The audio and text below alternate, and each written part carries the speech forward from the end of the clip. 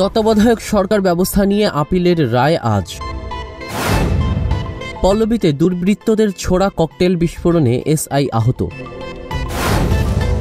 ১০০তম টেস্টে সেঞ্চুরি করে ইতিহাসের পাতায় মুশফিক। তারেক রহমানের ৬১তম জন্মদিন আজ। নির্বাচন শান্তিপূর্ণ করতে সামরিক বাহিনী পুলিশের সহায়তা চান ডক্টর ইউনূস।